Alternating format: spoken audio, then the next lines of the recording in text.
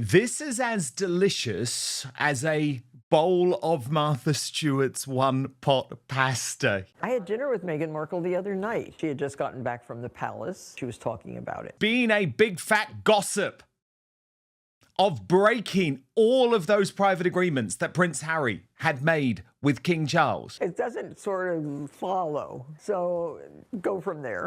So deserved. Martha Stewart just did two things Meghan Markle absolutely did not need happening in the same interview.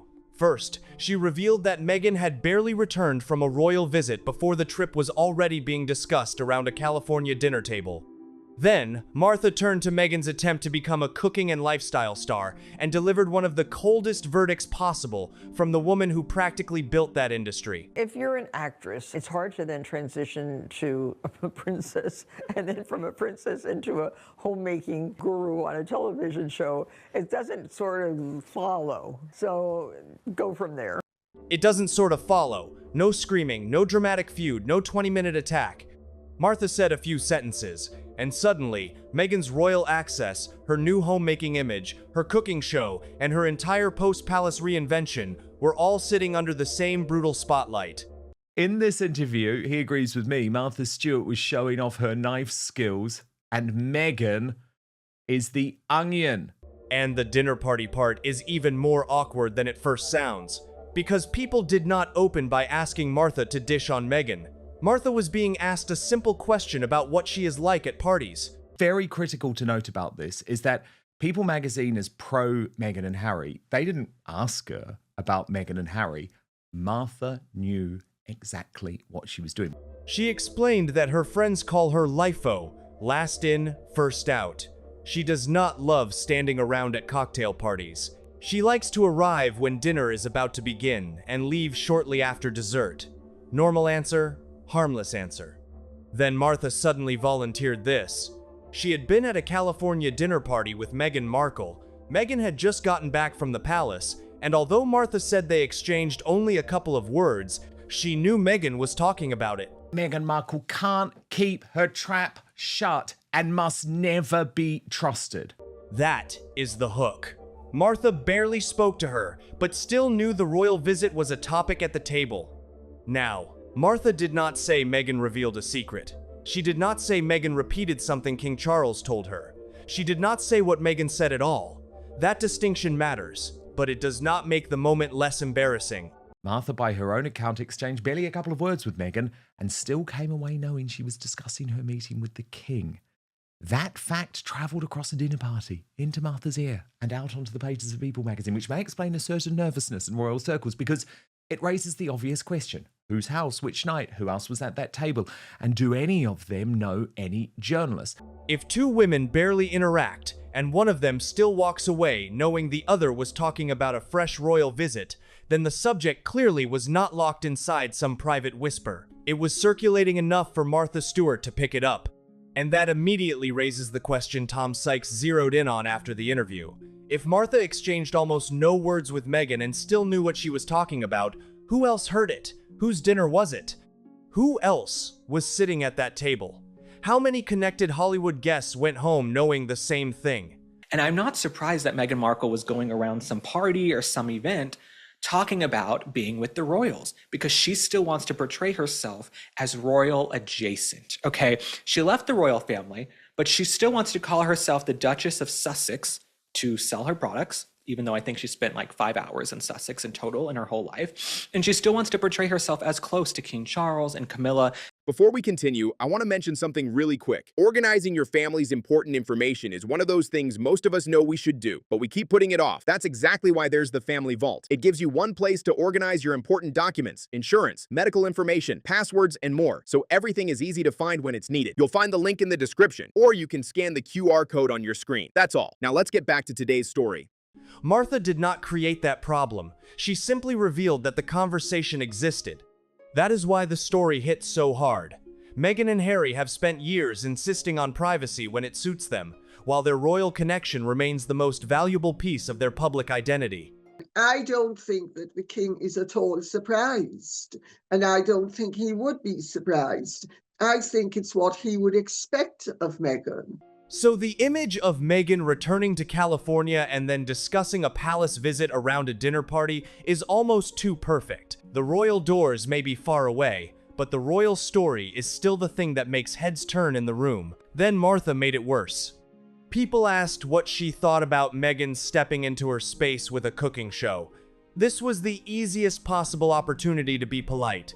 Martha could have said Meghan looked happy. She could have wished her success. She could have praised the food, the production, the garden, the hosting, anything. Instead, she mapped Meghan's career in one line. She just doesn't give an F, Glenn. She's like, I'm going to cut this bitch and I don't care if you don't like it. She clearly mocking her. She got back from the palace and she was talking about it. Oh, back from the palace. And how difficult it is to try to jump from these different roles right into making yourself a homemaking guru.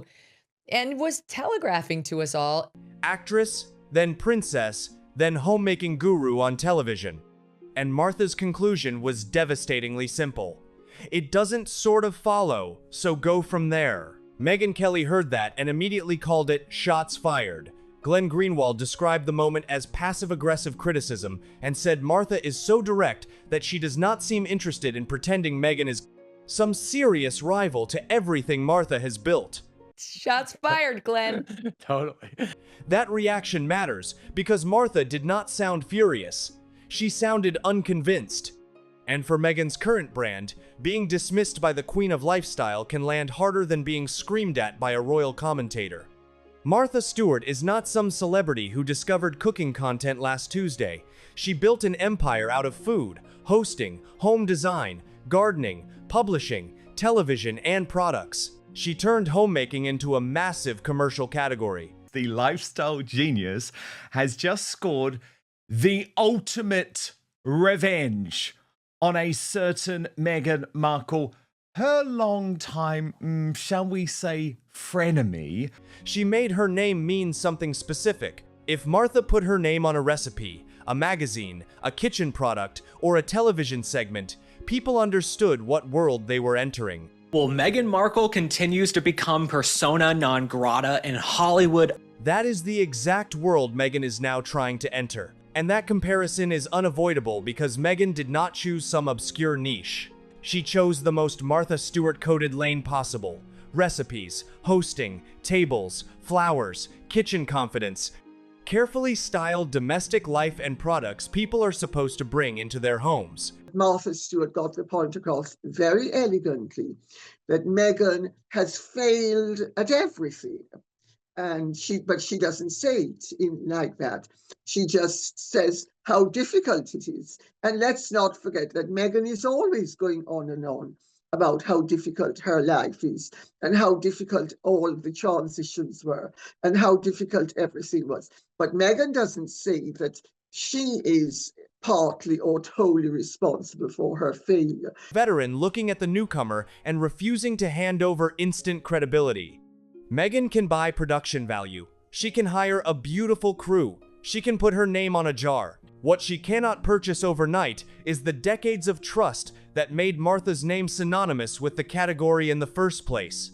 With love, Meghan was not presented as a random side project. It was a glossy attempt to build a new identity around cooking, entertaining, flowers, friendship, and domestic life. Martha Stewart might not like that. You know, she's a tough old bee. And I say that respectfully. As ever pushed that identity into products, Meghan's MasterChef Australia appearance pushed her deeper into the food and lifestyle lane.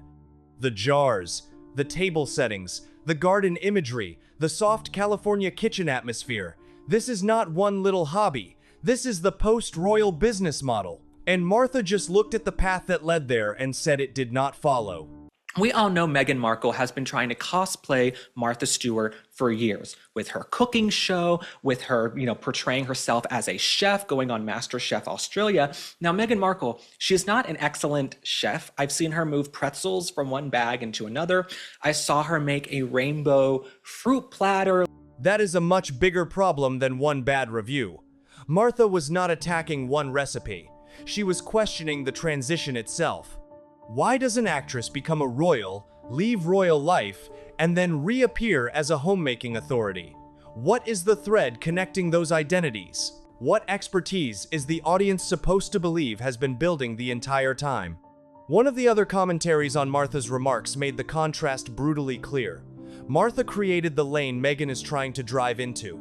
She has decades of credibility in it. Meghan Markle continues to rip off Martha Stewart, and it seems Martha Stewart's had enough. She has survived massive public setbacks, rebuilt her career, and still returned to the same core identity people always associated with her: food, home, entertaining, business. Her comeback did not require the audience to forget who she was. It used what she had already built. She updated the description to say, the original and the best. Meghan's reinventions are different. Every chapter seems to arrive with a new costume and a new promise. Actress, duchess, global media producer, podcaster, documentary star, entrepreneur, lifestyle founder, cooking host. That is a swipe at Meghan Markle if I have ever seen one in my life. Each launch asks the audience to move on quickly from the last one and accept the next identity as if it was always the plan. But the audience remembers. Martha remembers too. And that is where this story becomes vicious, because Meghan once occupied a position almost nobody on earth can ever reach. Hollywood is competitive, but people can become actors, influencers, creators, and entrepreneurs every single day. Royalty is different. Meghan married into one of the most famous royal families on the planet. I'm not surprised that Meghan Markle is going around this party, probably in her little jean booty shorts, whatever she's wearing in Southern California, barefoot, running around like a little ragamuffin, talking about being at the palace. She stood on palace balconies. She attended state-level events. She had a global platform before she needed to sell a single jar of spread. Then she walked away from that machine and returned to California expecting to build something that could compete with the prestige she had left behind. That is the fall Martha's sentence accidentally exposes. Actress to princess is an extraordinary rise in public status. Princess to television homemaker is not another rise. It is a completely different market, and a much more crowded one. I'm glad people aren't kowtowing to them. No one should be scared of Harry and Meghan. We don't have royalty in the US, okay? They don't have any clout. They don't have any importance. They left the royal family in 2020. No one should be walking on eggshells or biting their tongue. Let it rip. And this is Martha Stewart letting it rip. Now, Meghan is not protected by the uniqueness of royal life. She is competing for attention with celebrity founders, chefs, influencers, actresses, reality stars, wellness brands, recipe creators, and people who have spent decades proving they know the category. And sitting at the top of that category is Martha Stewart. This is why it doesn't sort of follow is such a lethal line. Martha does not need to call Meghan a failure. She does not need to insult the show. She only has to point at the sequence and let the audience see the gap for itself. That is a swipe. That is a dagger. That is an attack. And I love to see it. I love to see it. The royal title can attract attention. It cannot cook for you. It cannot create expertise. It cannot make a product good. It cannot force an audience to believe a cozy homemaking persona. Once Meghan stepped outside the palace system, she had to prove the next identity on its own. And that is where the royal connection becomes both her biggest asset and her biggest problem. Because look at what happened at that California dinner. I had dinner with Meghan Markle the other night. Well, she was at the same table. So I can't say, she wasn't my guest. I was a guest. We were both guests at a dinner party in California. And she had just gotten back from the palace. And I think I didn't talk to her really more than to say a couple words, but I know she was talking about it. Meghan is supposedly in her new chapter, California. Lifestyle business, cooking show, as ever, homemaking. A completely independent post-royal life. Yet what is the detail Martha remembers from being in the same room with her? The palace. And notice what that says about the value of the title outside royal life. Inside the monarchy, the title came with an institution behind it. Staff, ceremonies, access, official duties, and a built-in level of significance. That was the whole purpose of the meeting, wasn't it? To re-gild her royal lily and to give her an opportunity to try to maybe spin the very tenuous connection that she has with the royal family into new assignments via various entertainment outlets, because that's what it's all about, isn't it? In California, the title can still open a conversation, but it does not automatically create a successful television format or a trusted food brand. The minute Meghan stepped into the commercial lifestyle market, she entered a world where the audience can ask a much simpler question: what are you actually good at? That is the question a royal title cannot answer for her. Meghan moved from one of the most exclusive positions imaginable into a market with almost no shortage of competition. Martha Stewart there, just in a couple words, really hits on why Meghan Markle has really failed to make it in the entertainment industry. Yes, she still gets some invites to parties. Yes, she still hangs out with people, but Meghan Markle is not really making the inroads that she thought she would. And she is definitely not going to have a Martha Stewart level empire. There are celebrity founders everywhere. There are cooking creators everywhere. There are influencers who can build enormous audiences from a spare bedroom. There are chefs with decades of training and home experts with thousands of recipes behind them. Meghan's name guarantees attention, but attention is not the same as authority. Martha's empire was built because people came to believe she knew the category. Meghan still has to prove that part. Not a new recipe, not an as-ever product, not a Netflix idea, not a business plan. The palace. People want to keep them around. I don't think really invest in them, but they want to keep them around on the off chance Harry and Meghan are able to pull a success out of their butts. And so they just kind of like, well, I'll invite them to this party here and there. I mean, they are royals. That's kind of kitschy. Not everybody can say that. But at the same time, nobody is sitting around, I think, thinking, well, if I invite Meghan Markle and Harry to this, I really want them there because they're awesome. I don't think most people are thinking that. People in Hollywood are pretty strategic. And as well, they aren't, let's say, super loyal in particular ways. And so they're just like, yep, Harry and Meghan, they're coming to this dinner. That's awesome. I don't care. I just want to get my name in the paper. That is the contradiction Meghan cannot seem to escape. She wants the freedom of an influencer and the intrigue of a duchess at the same time. She wants to sell the image of a relaxed California homemaker, while the Royal Association remains the thing that instantly gives every room a jolt of importance. She wants to be independent from the institution, but the institution is still the most valuable piece of the story. And Martha exposed that without even trying very hard. What she said here, which is not much, but at the same time, I think says a lot if you know what to look for. Martha is blunt enough that she does not need to fake enthusiasm, not revealing some secret feud. But the tone is exactly why this landed. Martha sounded like a woman who has seen 1,000 celebrity reinventions and simply did not buy this one. That is far more damaging than a loud insult. A loud insult can be dismissed as hatred. A calm that does not really make sense is harder to fight, especially when it comes from the person whose career Meghan's new image most obviously invites comparisons with. And there is another layer here. Martha's own career has contained genuine reinvention. And here's the thing. Martha Stewart doesn't refer to her as the Duchess. She just calls her Meghan Markle. Because that's who she is to everybody still, Meghan Markle.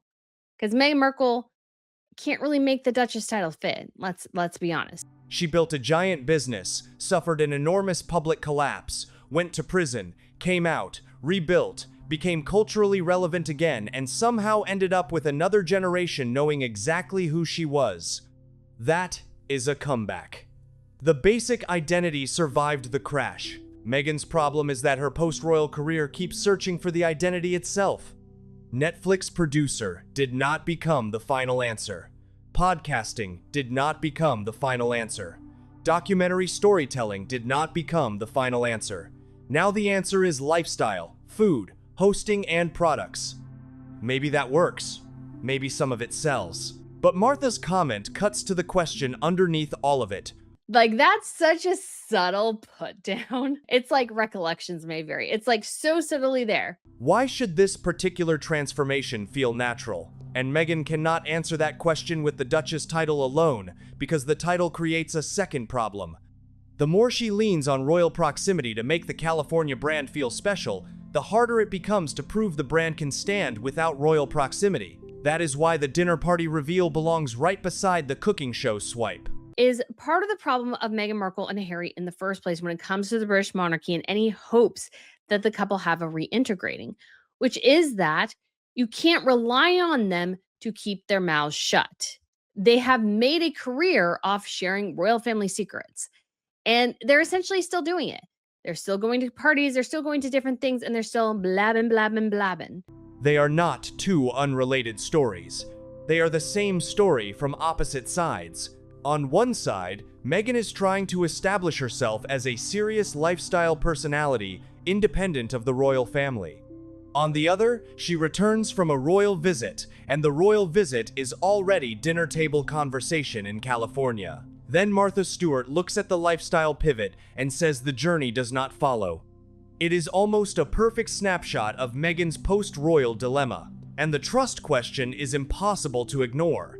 This will worry King Charles, and it should, and it must. Right. Again, Martha never said Meghan spilled a private conversation with King Charles. Nobody should pretend she did. But Martha did confirm that Meghan was talking about the fresh palace visit. That alone explains why royal circles would be careful about what is said, where it is said, and who is in the room.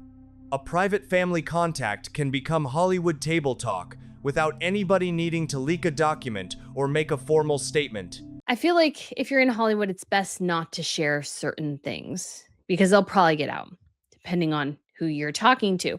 But of course, this is what Meghan has always wanted, guys, is to be invited to these parties because she wasn't before. One guest hears something, another guest hears that guest. A famous person mentions it in People. Suddenly, the private visit is part of a public news cycle. Martha is not the villain in that chain. Martha answered a question about parties and told a story from a party. The uncomfortable part is that Meghan's royal visit was apparently memorable enough in that room for Martha to know about it despite barely speaking to her. And then Martha took the knife to the new career. This horror show came so soon after what was a pretty disastrous, embarrassing, mortifying, choose your own adventure 45th birthday party, where Meghan basically had to celebrate herself. That combination is what makes this story so much stronger than another generic Meghan roast. It is not simply Martha versus Meghan. It is old credibility versus new branding. It is a woman who built a lifestyle empire from the ground up, looking at a woman who arrived in the category carrying a royal title and a Netflix camera crew. It is palace mystique colliding with California homemaking, and Martha's verdict was not admiration. It was confusion. Meghan can launch more products. She can film more episodes. She can appear on more cooking shows. She can build prettier tables, grow more flowers, and keep selling the idea that this is the life she was always meant to have. But she cannot force Martha Stewart to see a logical path where Martha does not see one. Meghan Markle and her lifestyle brand, as ever, just got a blistering verdict from home queen Martha Stewart as she talks about interacting a bit with Meghan Markle at a recent dinner party, and then also what her thoughts are about Meghan's transition from being an actress to a princess, and then basically a bare bones basic influencer, much lower tiered than Martha Stewart. Before we continue, one quick thing. One thing I've realized is that most families don't have their important information organized in one place. That's exactly why I recommend the Family Vault, a simple printable and fillable organizer where you can keep everything from important documents and insurance to medical information, passwords. You'll find the link in the description, or you can simply scan the QR code on your screen. Now let's get back to today's story. Worse, she cannot fully detach the new brand from the royal story when the royal story is still what follows her into the room. That is the brutal ending here. Meghan left royal life to prove she could build something bigger on her own terms. Years later, she is sitting at a California dinner party, fresh from a palace visit, and Martha Stewart barely speaks to her, but still knows the royal trip is being discussed.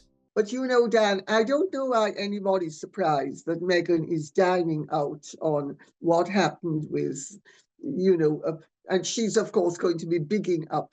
Then, When Martha is asked about the lifestyle career Meghan built after leaving that world, she gives a 5-second answer that slices through the entire reinvention.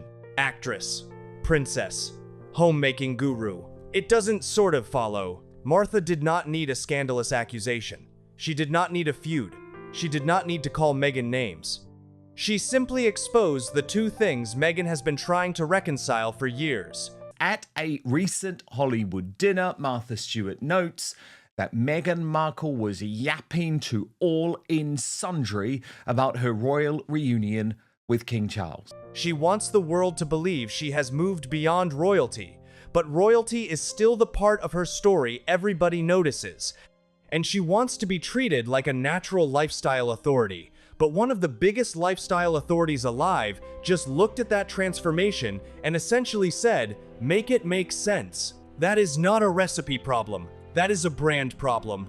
And Martha Stewart just served it cold.